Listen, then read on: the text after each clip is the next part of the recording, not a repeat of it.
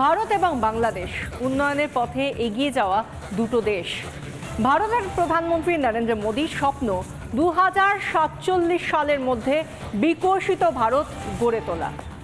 একই সঙ্গে 2041 সালের মধ্যে স্মার্ট বাংলাদেশ গড়ে তোলার স্বপ্ন দেখেন কে? সে দেশের প্রধানমন্ত্রী শেখ হাসিনা। দুই দেশই উন্নয়নের পথে এগিয়ে যেতে চায়, আর সেই উন্নয়নের পথে যখন এগিয়ে যেতে চায় দুটো দেশ, তাদের মাধ্যম যেন হয়ে উঠতে চাইছে রেলপথ। এই উপমহাদেশে দু দেশের গুরুত্ব অপরিসীম রয়েছে, তাই আন্তর্জাতিক সীমান্তের গণ্ডি এড়িয়ে একে অপরের উন্নয়নের ভাগিদার হতে চায় এই দুটো দেশ।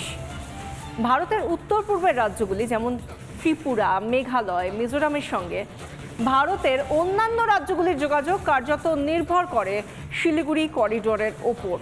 এবার হয়তো সেই নির্ভরতা কিছুটা হলেও কমতে চলেছে এই দুটো দেশের মৈত্রী সম্পর্কের জন্য, কারণ বাংলাদেশের ওপর দিয়ে কলকাতা থেকে আগরতলা পর্যন্ত নতুন রেলপথ তৈরির ভাবনা ভারতের। সেই প্রস্তাবিত রেলপথ প্রকল্প সেখানে সম্মতিও দিয়েছে বাংলাদেশ। ফলে অতি সহজে উত্তর পূর্ব ভারতের সঙ্গে যোগাযোগ গড়ে তুলতে পারবে ভারত। পাশাপাশি এই রেলপথ তৈরি হলে উপকৃত হবে বাংলাদেশও, অর্থাৎ দুদেশের বাণিজ্য, অর্থনৈতিক সব ক্ষেত্রেই তাদের উন্নতি হবে। আমাদের দেশের উন্নতি হবে বাংলাদেশেরও। প্রথমে কিছু ছবি দেখে নি, সেই প্রস্তাবিত রেলপথের ছবি, যেখান দিয়ে ভারত থেকে বাংলাদেশের মধ্যে দিয়ে ট্রানজিট রেলপথ হয়ে কলকাতা এবং আগরতলা জুড়ে যাবে। কলকাতা থেকে আগরতলা পৌঁছতে হলে, যেমনটা একটু আগেই বিশাখা আপনাদের বলছিল, যেভাবে শিলিগুড়ি করিডোরের মধ্যে দিয়ে গিয়ে আসাম হয়ে শুধুমাত্র ব্রহ্মপুত্র ভ্যালি নয়, একেবারে বরাক উপত্যকা ছুঁয়ে তবে শিলচর পেরিয়ে আগরতলার দিকে পৌঁছতে হতো, সেই পথ আর থাকবে না। প্রায় 1/3 কমিয়ে এনে, পথকে 1/3 নামিয়ে এনে বাংলাদেশের মাঝখান দিয়ে ট্রানজিট রেলপথে জুড়ে যাবে কলকাতা এবং আগরতলা। সেই ছবি একটু দেখুন, রেলপথ কিভাবে কোন দিক দিয়ে এগোতে পারে। আমাদের কলকাতা থেকে এমনিতেই বাংলাদেশ পর্যন্ত, ঢাকা পর্যন্ত ট্রেন যোগাযোগ রয়েছে। একটি ট্রেন আমরা জানি কলকাতা থেকে ঢাকা পর্যন্ত যায়, মৈত্রী এক্সপ্রেস।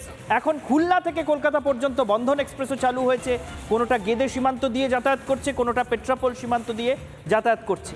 এই একই সীমান্ত দিয়ে পশ্চিমবঙ্গ এবং বাংলাদেশের সীমান্তে দুদেশের মধ্যে যাতায়াতের যত পথ রয়েছে এবং রেলপথ রয়েছে, সেগুলোর মধ্যে যে কোনো একটিকে ব্যবহার করেই ট্রেন কলকাতা থেকে ঢাকা পর্যন্ত যেতে পারে এবং ঢাকা থেকে আবার সেটা যাত্রা করবে ত্রিপুরার দিকে, আখাউড়া সীমান্তের দিকে।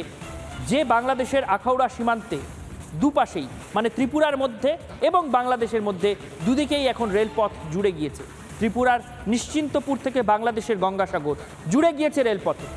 ফলে যে কোনো সময়, যে কোনো মুহূর্তে এই প্রস্তাবিত রেলপথের কাজ বাস্তবায়িত করার জন্য যা যা আনুষ্ঠানিকতা দরকার আর যে পরিকাঠামোগত উন্নতি করা দরকার, সেটুকু করলেই যে কোনো দিন এই রেলপথ বেয়ে কিন্তু চালানো যাবে রেল। প্রথমে পণ্যবাহী রেল এবং তারপর প্রয়োজন হলে যাত্রীবাহী। এবার আরও একটা ছবি দেখাবো। পদ্মা সেতু বাংলাদেশের পরিকাঠামোগত যে উন্নতি, সেই পরিকাঠামোগত উন্নতির পালকে, মুকুটে এটা একটা খুব বড় পালক, পদ্মা সেতু। এই সেতু পৃথিবীর সবচেয়ে বড় যেসব সেতু, পরিকাঠামোগত প্রযুক্তির দিক থেকে যেসব সেতু সবচেয়ে উন্নত বলে ধরা যায়, এমন সেতুগুলোর তালিকায় অবশ্যই পদ্মা সেতুর নাম আসবে। এবং এই পদ্মা সেতু, পদ্মা নদীর উপরে এই সেতু তৈরি করার পর, যে সেতু দিয়ে সড়ক পথেও যাতায়াত করা যায়, যে সেতু দিয়ে রেলপথেও যাতায়াত করা যায়, পদ্মা সেতু রেল সংযোগ, সেই সেতু তৈরি হওয়ার পর বাংলাদেশও উৎসবে মাতোয়ারা হয়েছিল। বাংলাদেশও নিজে সগৌরবে বলতে পেরেছিল যে বাংলাদেশ এখন সেই পরিমাণে সাবালক হতে পেরেছে যে দেশ এত বড় পরিকাঠামো গড়ে তুলতে পারে। এই পদ্মা সেতু কিন্তু অত্যন্ত গুরুত্বপূর্ণ ভূমিকা নেবে আগরতলা এবং কলকাতার মধ্যে এই রেল যোগাযোগের ক্ষেত্রে। কলকাতা থেকে আগরতলা পর্যন্ত যে রেল যোগাযোগ স্থাপিত হবে, কলকাতা থেকে আগরতলার দূরত্ব 1/3 কমিয়ে আনবে যে নতুন রেলপথ, যে ট্রানজিট রেলপথ, সেই পথ কিন্তু এই পদ্মা সেতুর উপর দিয়ে বা পদ্মা সেতু রেল সংযোগের উপর দিয়েই যাবে, ফলে এটাও অত্যন্ত গুরুত্বপূর্ণ। আরও একটি ছবি, এই যে রেলপথ, যে রেলপথের কথা আমরা বলছিলাম, যে আগরতলা থেকে কলকাতা পর্যন্ত, বারবার আমরা একই কথা বলছি যে এই রেলপথ কেন গুরুত্বপূর্ণ। তার কারণ এখনও কলকাতা এবং আগরতলার মধ্যে রেল সংযোগ রয়েছে। কলকাতা এবং আগরতলার মধ্যে রেল সংযোগ এই মুহূর্তেও রয়েছে, কিন্তু সেই রেল সংযোগ শিলিগুড়ি করিডোর হয়ে, আসাম হয়ে, বরাক উপত্যকা ঘুরে সেই রেল সংযোগ পৌঁছয় আগরতলায়, যাতে সময়ও অনেক বেশি লাগে, অনেক বেশি পথও পেরোতে হয়। কিন্তু বাংলাদেশ, যা আমাদের মিত্র দেশ, যে দুই দেশের সরকারের মধ্যে অত্যন্ত সুসম্পর্ক, সেই দুই দেশ এখন নিজেদের সেই সুসম্পর্কের উপর ভিত্তি করে পারস্পরিক সুবিধার জন্য এই নতুন ট্রানজিট রুটও খুলে দিতে চলেছে, তাই নয় কি বিশাখা? একদম ঈশান, তুমি যে কথাগুলো বলছিলে, যে ছবিগুলো দেখাচ্ছিলে, সেই ছবিগুলোর মধ্যে দিয়ে অবশ্যই যে যোগাযোগ স্থাপনের এখনো পর্যন্ত যে মাধ্যমটা রয়েছে সেই মাধ্যমের ছবিগুলো দেখালে, এবং যে প্রস্তাবিত রেলপথ যা বাস্তবায়নের জন্য কিছুটা সময়ের অপেক্ষা, সেই বাস্তবায়নের আগে কি কি জায়গায় সবথেকে বড় ট্রানজিট পয়েন্ট হয়ে উঠতে পারে সেই ছবিগুলোও দেখালে। এবার আমরা একবার দর্শকদের জানিয়ে রাখবো যে কোন জায়গায় আমরা এখন আছি, বাস্তবটা ঠিক এই মুহূর্তে দাঁড়িয়ে কোথায়।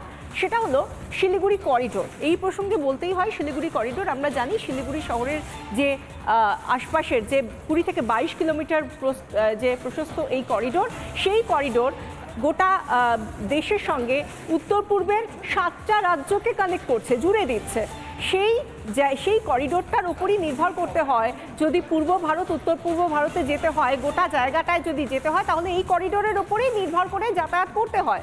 সেই জায়গা থেকে এবার কী রকমভাবে যেতে হয়, কীরকম ভৌগোলিক অবস্থানের মধ্যে দিয়ে ট্রেন চলাচল করে, সেটা আমরা দেখাবো আপনাদেরকে। একটু গ্রাফিক্যালি কতটা সময় লাগে, কতটা দূরত্ব, সেটা আমরা দেখাবো যে কোন জায়গায় এখন আমরা দাঁড়িয়ে রয়েছি, রেলপথটা কিভাবে রয়েছে। শিলিগুড়ি করিডোর দিয়ে যাত্রাপথটা কীরকম, কলকাতা দিয়ে শুরু করছি। জায়গাটা যেটা কভার করা হচ্ছে, কলকাতা, শিলিগুড়ি, অসমের গুয়াহাটি হয়ে তারপর আমাকে যেতে হচ্ছে কোথায় না, ত্রিপুরার আগরতলায়। ঠিক এইভাবে ঘুরে ঘুরে ঘুরে ঘুরে আমাকে যেতে হচ্ছে কলকাতা থেকে শুরু করে, তারপর শিলিগুড়ি যাচ্ছি, উত্তরবঙ্গ, শিলিগুড়ি থেকে তারপর আমরা যাচ্ছি অসম, গুয়াহাটি থেকে তারপর আমরা যাচ্ছি ত্রিপুরার আগরতলা। এবং এই গোটা যাত্রাপথটা যেতে সময় লাগছে 36 ঘন্টা। তার কারণ দূরত্বটা বিশাল, 1546 কিলোমিটার। কিন্তু এই যে এতদিন ধরে তো আমরা এভাবেই যাতায়াত করে এসেছি, এভাবেই তো আমরা জানি যে যেতে হয় ত্রিপুরায় যদি যেতে হয় কলকাতা থেকে। কিন্তু না, যে প্রস্তাবিত রেলপথ সেখানে কিন্তু অনেক সহজ হয়ে যাচ্ছে, দূরত্বটাও অনেক কমে যাচ্ছে। কিভাবে সম্ভব হচ্ছে? কোনো ম্যাজিক? একদমই তা না। কীরকম হচ্ছে বিষয়টা আমরা সেটাও গ্রাফিক্যালি দেখাবো আপনাদেরকে। পরের যে গ্রাফিক্স পার্টটা রয়েছে এই প্লাজমাতেই উঠে আসবে। এবার দেখুন ম্যাজিকটা ঠিক কোথায়। কোনো ম্যাজিক কিন্তু আদতে নয়। কিভাবে যাচ্ছেন? কলকাতা থেকে একেবারে রেলপথ চলে যাচ্ছে ঢাকা থেকে তারপর আগরতলা। অর্থাৎ আপনি যে শিলিগুড়ি হয়ে গুয়াহাটি হয়ে তারপর আপনি কোচবিহারের আগরতলায় যাচ্ছিলেন, সেটা কমে গিয়ে কি হলো, সেই দূরত্বটা কমে গিয়ে কলকাতা থেকে ঢাকা থেকে তারপরে আপনি সোজাসুজি চলে যাচ্ছেন আগরতলাতে। অর্থাৎ দূরত্বটা কতটা কমে গেল দেখুন। যেটা ছিল 1546 কিলোমিটার, সেটা হয়ে গেল 550 কিলোমিটার। আর যে সময়টা লাগছিল 36 ঘন্টা, সেই সময়টা লাগছে প্রায় 12 ঘন্টা, 1/3 সময় লাগছে। একবার শুধু ভেবে দেখুন, বাংলাদেশ দিয়ে প্রস্তাবিত এই রেলপথ, এটা যদি হয়ে যায়, যদি এই প্রস্তাবিত রেলপথ, যেটা আমরা এখনো পর্যন্ত যেটা জানি যে পাইলট প্রজেক্ট, খুব তাড়াতাড়ি একটা মালগাড়ির মধ্যে দিয়ে সেই প্রজেক্টটা শুরু হতে চলেছে বলে জানা যাচ্ছে, যেটা প্রস্তাবিত এখনো পর্যন্ত প্রকল্প সূচনা হতে চলেছে, সেই জায়গা থেকে এই যদি স্বপ্নটা শুরু হয়ে যায়, তাহলে ঠিক এভাবে 1/3 সময় লাগবে। এখন যা বাস্তবে সময় লাগছে তার থেকে 1/3 সময় লাগবে, অর্থাৎ 3 গুণ সময় কমে যাবে। আর বাস্তবের মাটিতে দাঁড়িয়ে এটা সত্যি সম্ভব, ঈশান।